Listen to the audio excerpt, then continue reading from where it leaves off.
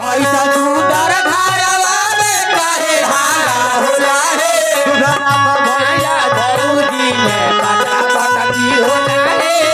तोर भैया भौजी में ऐसा सुंदर घरवा में काहे हारा होला रे सुंदर घरवा में काहे हारा होला रे भैया भौजी में पटा पटकी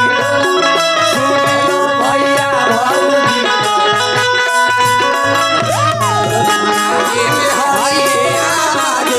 राहुल बेटा पसंद करे हरे आबाजे राहुल बेटा। बहुत सुंदर। चलिए आए, सबसे पहले हम भोजपुरी गायक विजेश लाल यादव यहाँ जुटल तमाम श्रोता समाज, माता बहन, भाई, चाचा, काका, जितना भी लोग देख रहा बा, सब करा के ए मंच के माध्यम से पैर छू के प्रणाम करतनी। और आज बड़ा सौभाग्य के बात बा कि बुलेट भैया के द्वार पर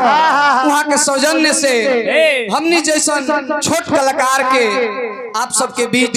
कुछ गावे या कुछ सीखे के मौका मिलल बा। बहुत सारा कलाकार लोग यहाँ उपस्थित बा, बहुत सारा कलाकार लोग के कलाकारी आप सब सुननी, आनंद लहनी। जैसे हमारे बड़ भैया दूधनाथ यादव जी, आशुतोष सिंह शेर जी, और भाई हमारे लसारी लाल सोहनी जी, हमार गर्जीवन तुल्य बड़ भाई जरा सौजन्य से हम दो शब्द बोलीला बड़ भैया सुनील यादव जी, सब करा के मंच के माध्यम से दोनों हाथ जोड़ के प्रणाम करब। सब लोग के सर देखी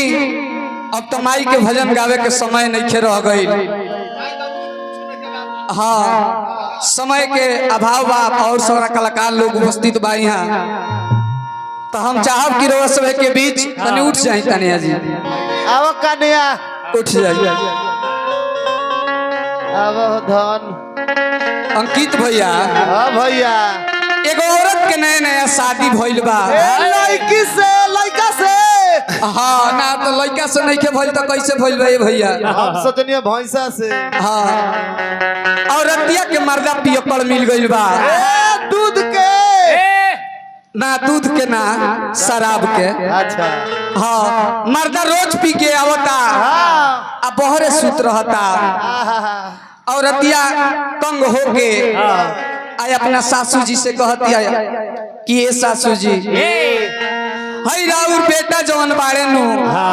रोज दारू पी के आवता रे, अब बहरे सुत रहता रे अम्मा जी, हम का बताई, हमरा ई नइखे बुझात कि इनकर चक्कर कहाँ चलता। अरे बाप रे, ई कहाँ रहता रे, ये नइखे समझ में आवत। अरे माई रे माई, मोठिया धले लेबे नतिया। हाँ, और रतिया रोज के ड्रामा देख देख के आ कहतिया का कहतिया, पियावा आधी आधी रतिया में आवेले,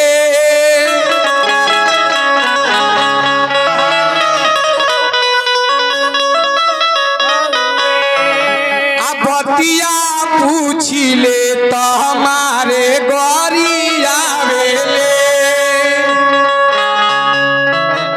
कि पियावा आधी आधी रतिया में आवेले,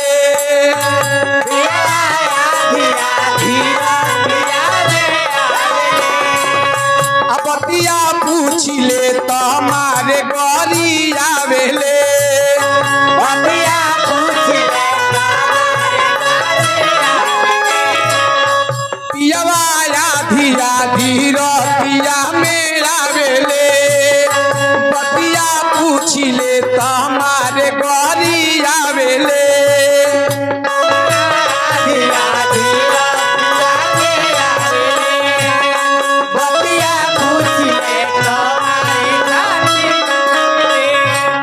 तो हमार नैहर के जो गावल धन जियान करेले,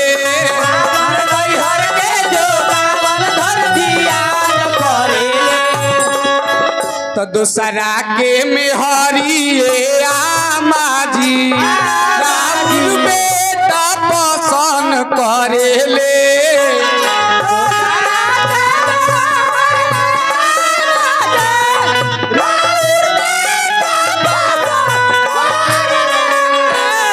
दोसारा के मेहरिए आमा जी राउर बेटा पसंद करेले दोसारा के मेहरे आमा जी राउर बेटा पसंद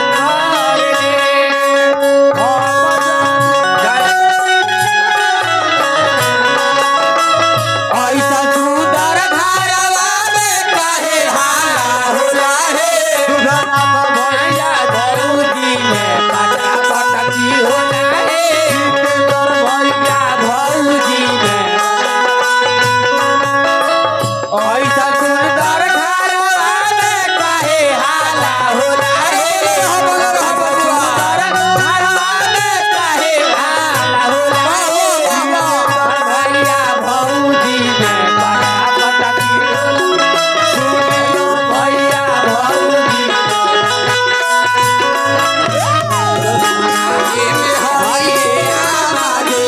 राउर बेटा पसंद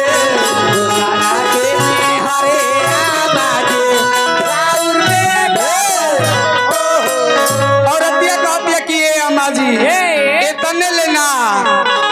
औरत कहतिया कि कितना बताई हम पियावा के खेला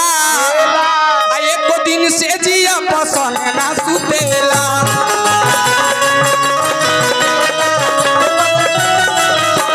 कितना बताई हम पियावा के खेला एको दिन से जिया पसंद ना सुतेला बताई हम पियावा के खेला एको दिन से जिया पसंद ना सुतेला ए अम्मा जी तो लागे भान पी के आवे तोन करेले लागे भान पी के आवे तोन करेले तो दूसरा के मेहरिए आमा जी राउर बेटा पसंद करेले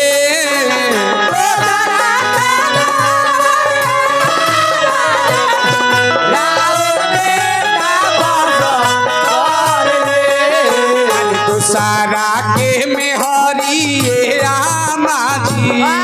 राउर बेटा पसंद करेले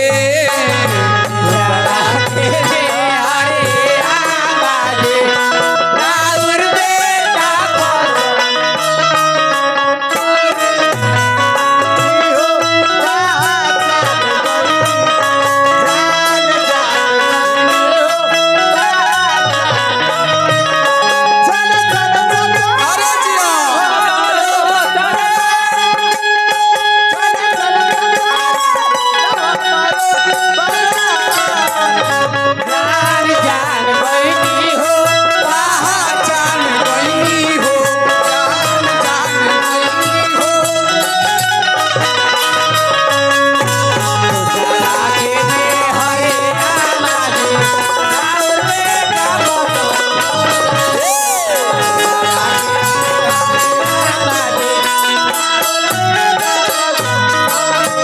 औरतिया कहतिया भैया कि सैया सुनील के कितना कहीं खेला आ दिन रात हमारा के तही करेला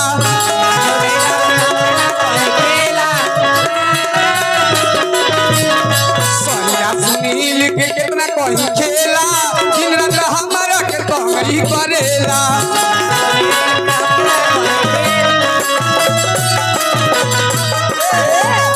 कहाई पियावा विजय सवाना धूप बुझेले पिया विजय सनाही दुख बुझेले